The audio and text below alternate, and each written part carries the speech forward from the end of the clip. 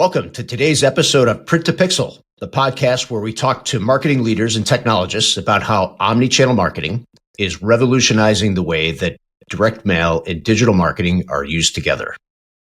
My name is Dennis Kelly. I'm the CEO of Postalytics, the leading direct mail automation platform that makes direct mail as easy as email. I'm excited today to speak with Brian Stacey of Decision Science on today's episode. Brian is the CEO of Decision Science, which is an industry-leading data science company that uses advanced AI and analytics to help businesses pinpoint their ideal customers and boost the ROI of the direct marketing campaigns. Brian's got a fascinating background, and he's led Decision Science on an amazing growth journey. So I'm thrilled to learn more about what makes Brian and his team tick. Brian, welcome to Print to Pixel. Dennis, thanks for having me. It's good to be here. Well, it's great to have you. Congratulations on all the success and growth that you've experienced at Decision Science. It's been an incredible story. But before we get to that, let's take a step back and talk about your career trajectory. You know, what are the things that kind of led to this point in your career, the key influences and the things that have really shaped Brian Stacey and to get you to this point? Absolutely. Yeah. So, it really, the relevant part around what got us to Decision Science is, I don't know, 10 or so years ago, I wound up taking my first role in a fintech. And they were looking to build out a data science team. They had done some direct mail using an externally built model. And they wanted a team of people who could expand on that, improve on that, monitor the results, and start to build other types of predictive models around their customer's journey, right? So could we predict client attrition? Could we predict payment or non-payment? Could we, right? Those sorts of things. And so I came in and, very quickly, we built out a team and we started working on, like a direct mail 2.0 for them and how we could build our own model in-house that could perform better than the model that we were using that we had purchased externally. And so we did that. I spent a couple of years there, and as happens so often, right? I think, when you do well for one company doing a thing that's sort of niche, somebody else comes calling and wants to know if you can do the same thing for them. And so, right. And so as I tell everybody, I packed up my things and I moved across the street. It was actually across town, but I think it's funnier if it's across the street. And so I went over there, again, quickly hired out a handful of people that could help me within this function. And we built a direct mail targeting model in-house. We built, a bunch of other models, some customer risk models and whatnot in-house. And again, right, fast forward 2 years from there, and the third competitor reaches out and calls me. And it was in that conversation where, where they said, hey, what would it cost for us to build this function in-house? And I sort of quoted, listen, it's gonna, there's these salaries and this equipment and this, this software and whatnot, and this is what it's gonna cost you. And they couldn't afford it, right? They said, we absolutely, we can't come anywhere near that.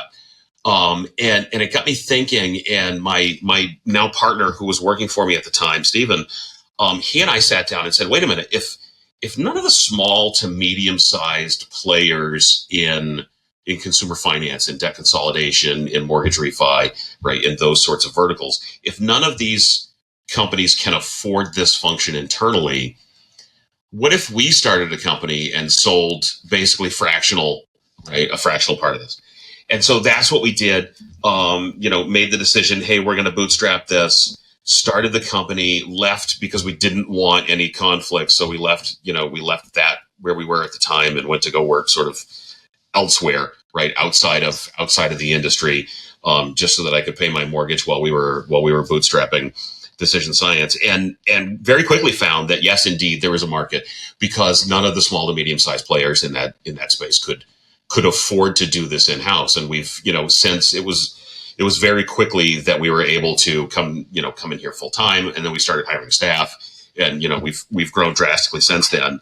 and continue to expand and add new verticals as we discover other areas that are sort of adjacent that that suffer from the same sort of problem, where the small to mid-sized players can't afford to do data science in-house. And what it turns out that most of them want from a data science team is marketing targeting and risk modeling. And so those are the two things that, we excel at. And so it's sort of a good fit for us. That's great. That's great. And I believe your background, even before you were into fintech, kind of led you to, have some of this expertise around this, right? You're really an economics guy. Is that accurate? That's right. I went to grad school for economics, which, I have undergraduate degrees in engineering and business, and went to grad school for economics. And it's sort of been this strange journey of, for me personally, getting to finance. But, along the way, having done a bunch of analytics in manufacturing and in power generation before, and sort of building out analytics packages and analytics, approaches there, led me down the road of, hey, let's get into the predictive piece. And then, you add in the economics on top of that, and then some fortuitous accidents that led me into finance have kind of got us. I think everybody's career is like that, though, isn't it? Right. Absolutely. If you set out as a teenager and said, this is what I'm going to do, and this is how it's going to go for the rest of my life, be prepared to not get what you're expecting. That's right. That's right. But as a fellow economics major in college, I think it is something that serves people well, right? In terms of creating a fundamental understanding of how money flows around the world, and a lot of the drivers that ultimately can become something that can be modeled. It's definitely. So, for us, it's a lens that we apply to marketing, right? Which our largest vertical is marketing targeting, specifically direct mail for financial services. And it gives me the ability to see, that marketing aspect of what we do differently, I think, than some others, right? So people who come at it from a marketing background or from a business background might not see it the same way. We tend to approach things from an economic standpoint and say, hey, look, what are the incentives here, right? How can I improve the utility for the consumer, for the client? And using that sort of economic speak and that economics mindset has worked for us. And whether it's the right answer for everybody, who knows, right? It's the right answer for us. Yeah, well, I like it. I like it a lot. And so, we touched on the fact you guys have been growing very quickly since founding. So let's dive into Decision Science a little bit. Tell us about the mission of the company. What are you guys trying to solve? What is the key problem? And why has it grown so quickly? And what are you doing as CEO to kind of foster this? So I think the problem. I think the problem that we wind up solving is maybe a step removed from the bigger problem, right? The problem that we wind up solving more often than not is how can I, as the owner of a debt consolidation lender, how can I maximize my returns in my various marketing channels, right? And we come at that and say, hey, look, if you're making a firm offer of credit, there is fantastic data available from the credit bureaus, right? We can use that data to very accurately predict response, conversion, et cetera. And solve for the unit economics. So we try to approach it as, look, what is the expected value of each and every piece of mail, and let's mail all the records that have a positive expected value, right? Let's maximize your return. But that, I think, is one step removed from the actual thing that we internally talk about, and that is how can we help our clients to improve their bottom line, right? Mm-hmm.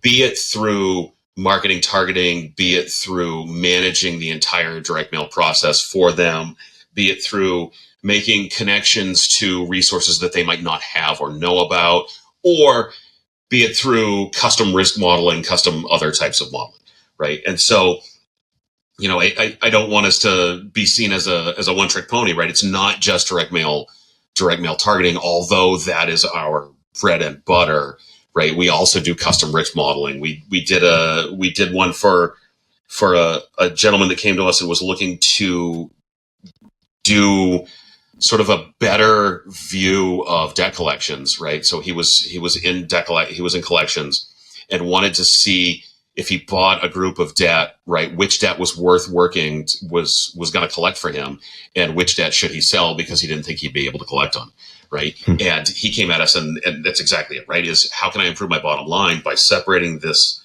debt into what's worth working for me and what's not?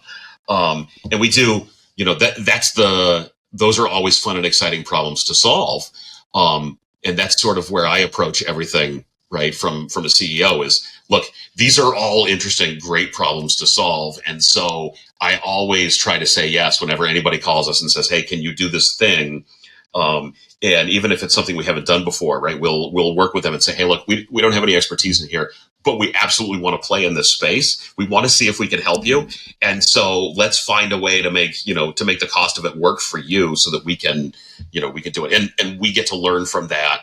And now that's a new skill that we have. And hopefully, the skills that we already have are applicable, and we can help them get to whatever end they're aiming for.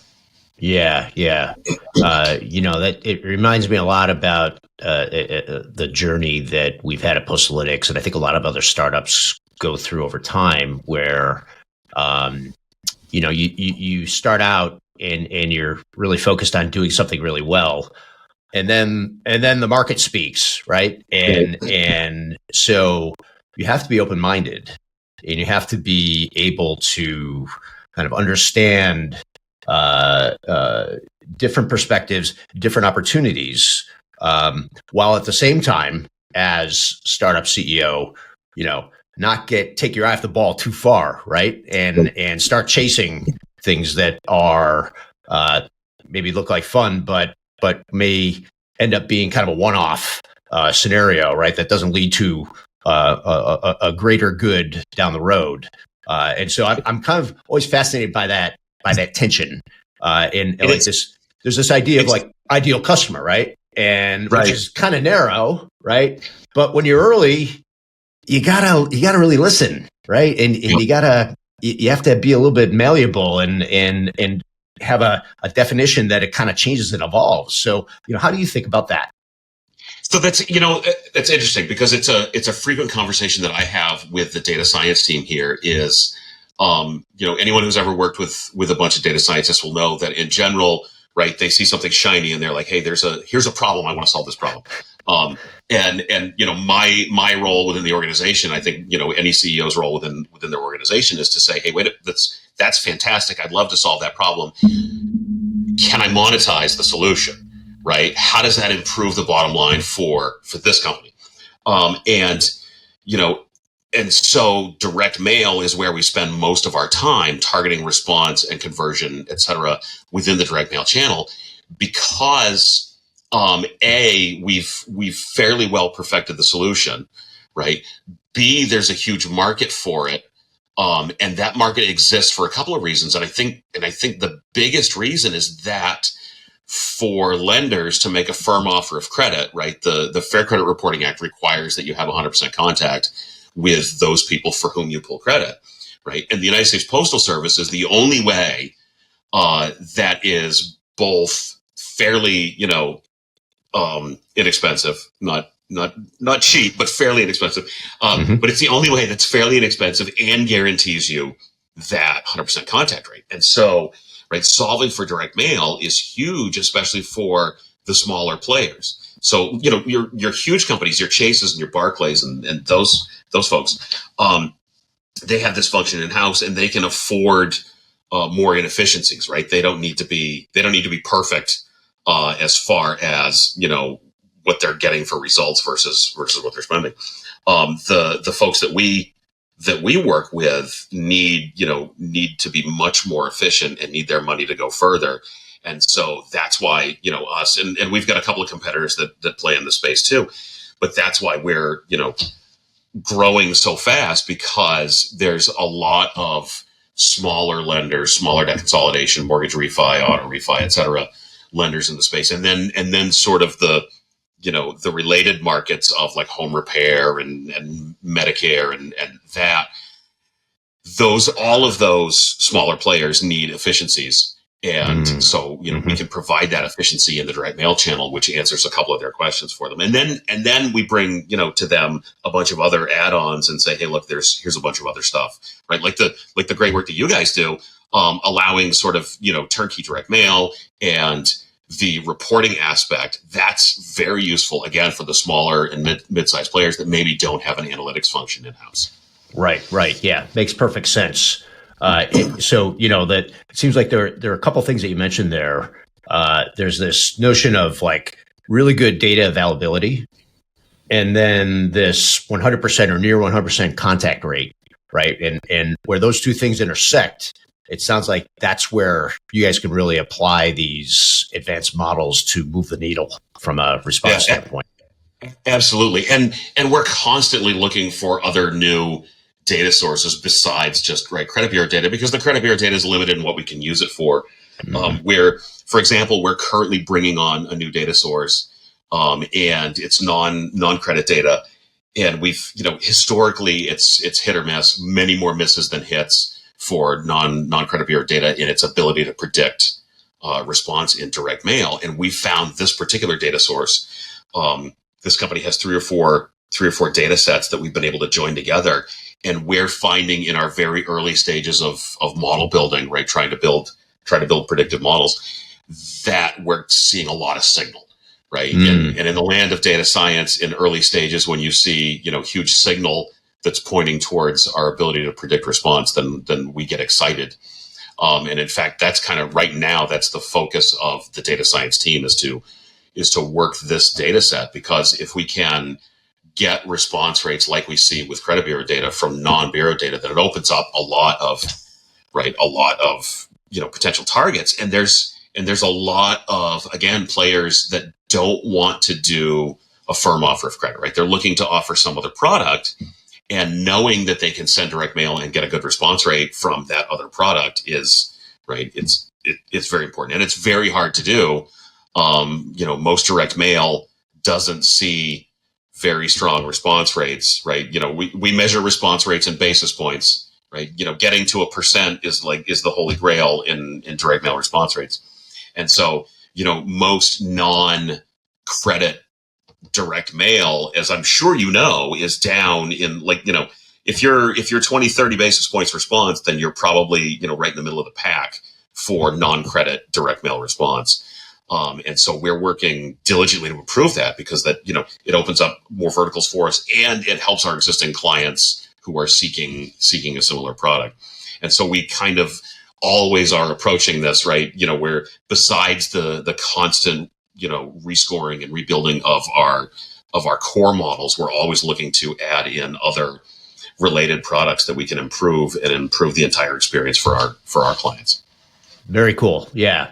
Let's dive in a little bit deeper on, say, let's talk about a specific customer story where maybe that kind of represents that 80% of the market for you today, and Yep.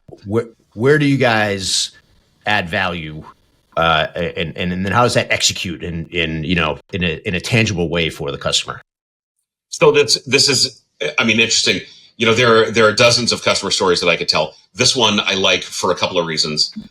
So we've had this client for a long time, for a couple of years now, and they came to us having done direct mail. It's a debt consolidation lender, right? And so the consumer that they're targeting has a bunch of credit card debt, has a bunch of unsecured loans, has stuff that we could consolidate, or they could consolidate at a lower interest rate and save the consumer money in the payments.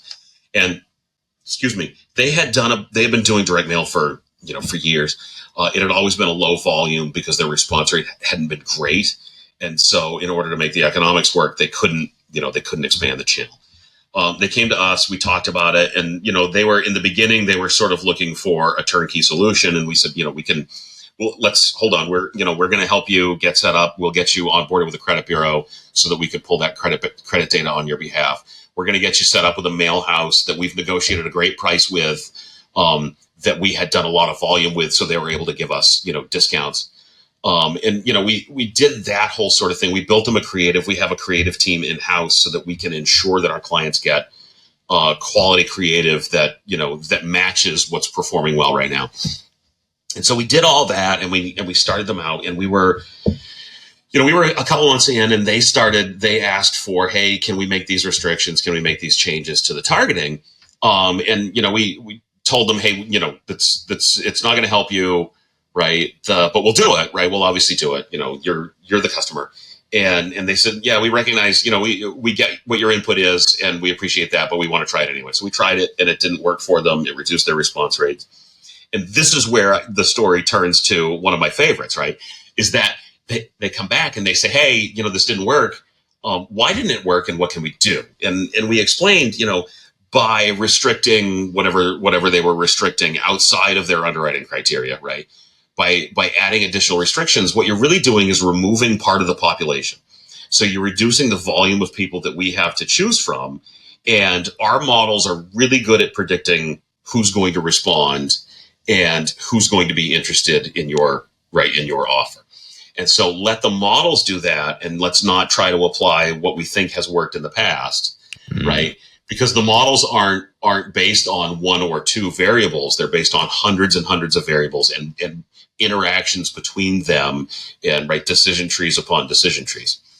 And so we did that, and they saw their response jump, right? And they were very happy. And then the next conversation a month later was, hey, if you guys are able to provide us with everyone that responded and everybody that you wound up, putting into a loan, then we can start to improve the model's performance specific for you.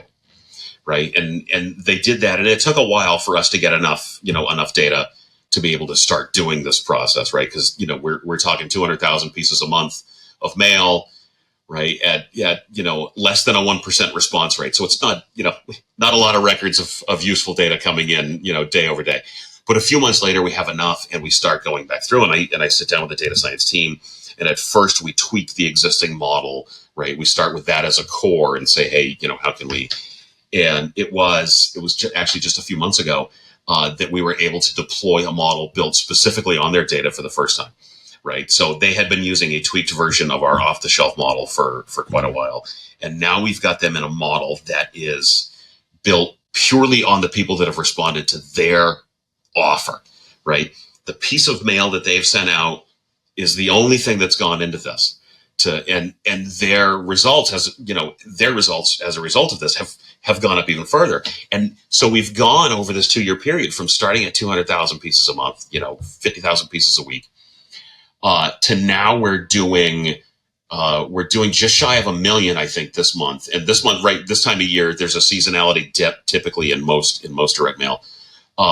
And to see a client doing, just under 1 million records a month, 250,000 records a week, or I think they're at like 240 a week, is phenomenal, right? It makes us feel great, not just because the volume has grown and we get paid per record, right? So we're happy, but because as these guys have been able to grow that volume, so they're making much more money. They're able to make their offer to many more people. And so everybody along the way, right? The mail house is happy. They're doing more volume. The client's happy. They're getting more. The credit bureau's happy. They're selling more records. Everybody's happy along the way. And it makes us really happy that the thing that caused this to work was a client who was open to saying, look, we're not experts. You guys are experts. You tell us what's going to work. And then us being able to do that and really show that it does work. Right. If you let us do the thing that we're really good at, we're really good at it. That's amazing. And it really takes a lot of the human bias out of like key strategic marketing decisions, right? Where, you've got tons of data points that can guide a campaign, can guide a marketing strategy, as opposed to, all of our preferences and data points that we've collected along the way that have influenced the way that we perceive the world. So very cool. Yeah, absolutely. Awesome. So last question. We've talked a ton about direct mail, a ton about data science. we are at Postalytics big believers in the fact that direct mail is a powerful channel that needs to work in conjunction with other channels to be most effective. And so, hence the omni-channel marketing focus. And, we believe that direct mail ought to be sitting in the tech stack right alongside every other single channel, right? Email, social, digital ads, everything, right? So we're trying to turn direct mail into software, right? That happens to print, that works in conjunction with all these other channels. So, from your experience, what you've seen in your time at Decision Science and the other firms, how have you seen omni-channel work, where direct is a piece of the puzzle, but not the only thing? And where do you see that heading? So, I mean, look, I've been doing, direct mail for a long time now. And at the last few places I worked before I came here, I ran the whole marketing function, mostly because those companies relied on direct mail so much that it just became easier, right? That the guy who does the direct mail manages the other stuff too. And along the way, it became evident to me that, you can't rely on one thing. And so the way we approach it now with our clients is, look, direct mail is a foundation, right? Direct mail is a great foundation. It's a great place to start, especially for financial services. But if you really want to, build that house, you got to do other work besides just the foundation, right? And so the foundation gets you good results. But if you do, for example, let's say you want to add in some social, right? Time your social to the in-home for the direct mail, right? So target the same people, get them 10 impressions prior to delivery and 30 impressions post-delivery in that sort of, week and a half window. And your response rates, right? If all you do is attribute it back to direct mail and you don't care, the lift that you're going to see is always 100% of the time that we've ever done this, always at least pays for the cost of the social overlay. Right. Mm-hmm. And so I think that right there, tells you everything you need to know.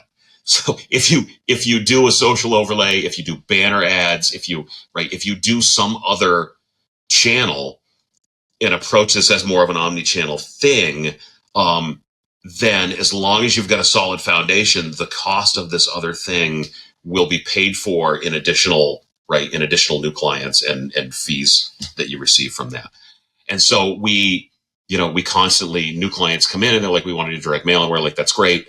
And once we get them started with direct mail, we start having the conversation about let's figure out how to improve the performance even more. And we'll do that through some other channel. Right. I think, that, like, everything has changed a little bit recently. I think, like email, for example, you mentioned, email's a lot harder now than it used to be, because the spam blockers have gotten better. Right. And let's be honest, right? Marketing emails are spam. I think, you and I and your listeners are probably love marketing emails because, right, we're in the marketing business. But, if you step back and look at it objectively, marketing emails don't do great anymore because nobody reads their email, because it's all marketing emails. Right. And so if you want to get through the spam blockers, if you want to, get to a point where somebody actually opens it, it's very, very hard. And so you have to, like with anything, be willing and able to pivot somewhere else, right? Until that problem goes away, or maybe forever, who knows? And so if you can pivot into social, if you can pivot into banners, if you can pivot into, location based, right, which is one of the things that we've seen tied to direct mail fairly well, because direct mail is going to a physical location, right? So if you can do a location like a geo-fenced banner ads to people within that household, right, then maybe you're not targeting everybody in the household with the direct mail, but now you are with your location based, and combined, right, the net result is more positive than the cost of it would offset. So we're huge proponents of an omnichannel approach, and we're also huge proponents of, look, if you're not measuring this and you're not watching the results via a good dashboard, then you don't know what's going on. And so, we can provide you how your direct mail is doing, If you provide us a little bit of information, we can watch, Pearl hits, and we can see some other stuff. But, you as a client have to be curious enough and willing to put the effort into that to say, hey, wait a minute, what are we seeing for impressions from our banner ads? And is that helping our direct mail response? Are we getting organic search? However it's coming in? And so all of those things combined build a picture of, this omni-channel approach with good monitoring that gets you to the next level. And the results are always, like I said, I've never seen one not at least pay for itself when you do an add-on to a solid direct mail campaign.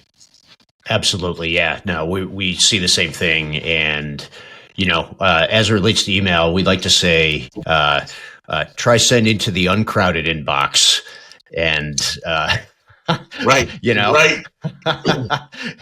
That is because nobody does direct mail anymore, right? I mean, the days of direct mail seem to be gone, and yet it works so well, right? It works so well for those that it works for, right? There are some that it doesn't work for, but for those that it works for, it works very well. And we're like, let's get in that mailbox, right? Let's get in there, because we watch what's in people's mailboxes, like I'm sure you do.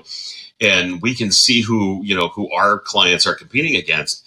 And the volume in the mailbox has gone down because right. And it's sort of the same thing for email, right? The mailbox volume was full, and it's gone down because everybody sort of saw that it was full and stopped doing in that channel. And so now we live in a world where there's this opportunity where there's an empty mailbox at the end of people's driveways, and everyone's excited to get mail, even if it's junk mail. There's something about that physical piece in your hand that brings out the kid in all of us, right? And I think let's lean into that and use that even more and improve the results across the board. Absolutely. Yeah. Well, I think you and I could go on all day about that topic and many others. But Brian, I really appreciate you coming on today. It's a pleasure to speak with you and learn about all the amazing data science work that you're doing. I think you're really helping to push the industry forward. And I think our audience ought to be reaching out, particularly anybody in financial services, but even if you're not in financial services and you live in one of these places where there's good data and a high, the intersection of good data and high deliverability can really improve your results. Reach out to Brian, reach out to his team. Brian, let us know, tell the listeners where they can reach you. So, you can go to our website, decisionscience.llc. Will take you to our website. Our .com address is wonky. It was a bad decision we made years ago. But decisionscience.llc takes you to the website, and we've got a contact page on the website that sends an email to my business development team that can help talk you through anything and help figure out how we can help you. Great. So, listeners, you heard that. DecisionScience.llc. Reach out to the Decision Science team. Brian will be leading your efforts to drive higher direct mail results. Thanks, everybody, for joining us today, and we look forward to talking to you on our next episode.